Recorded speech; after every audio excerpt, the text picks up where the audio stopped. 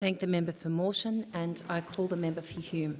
Thank you, Deputy Speaker. And of course, in the last 2 weeks, we've seen natural disasters at either end of the country. We've seen 2 Category 2 cyclones hit the north of the country, and we've seen the south ravaged by bushfires, and we've seen floods on the north coast of New South Wales. Of course, this year is the first-year anniversary of Cyclone Debbie, which ravaged the Whitsundays in Queensland.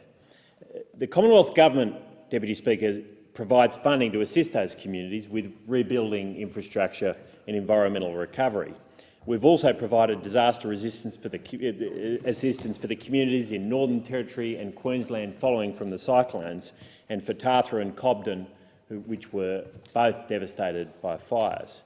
I managed to visit with the Prime Minister Tathra and Cobden in the last week, and we saw firsthand that devastation. But we also saw extraordinary selflessness, courage and resilience. Seeing these impacts firsthand has just highlighted to me the importance of having resilient communities and resilient infrastructure. We have a role as the Commonwealth to work with state and local government to make sure we do have that resilient infrastructure. And, Deputy Speaker, ensuring we have good roads, mobile phone coverage to fix black spots means our communities are not isolated, which becomes crucial in times of disaster. Just last month, 29 new mobile phone towers were switched on under the Coalition's $220 million program. That's 29 more regional communities and towers in New South Wales, Queensland, South Australia, Tasmania and Victoria getting reliable phone coverage.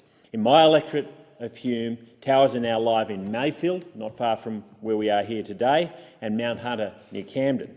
Black spot towers will also be servicing communities around Tarlo and Dalton, 2 locations at serious risk of bushfire in extreme conditions. In fact, we saw a fire at Tarlo just in recent weeks.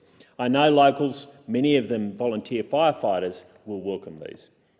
Deputy Speaker, we all know that access to safe roads is essential, particularly in times of emergency, and that's why we have, one of the reasons at least, why we invest as a federal government in programs like the Black Spot Road program, providing $60 million a year from 2021 onwards. And I can announce for the first time today that 2 more locations in my electorate, at Gunning and Blackney Creek, will receive more than $570,000 in fixing road black spots. The community's input has been essential in identifying these locations. Under the Bridges Renewal program, we're also announcing more than $162 million to fix another 186 bridges, including Nadjimore Creek Bridge near Tarago and Matthews Creek Bridge near Thirlmere. Deputy Speaker, the Coalition's Order. The member's unprecedented time has investment expired. is I thank the crucial member. for this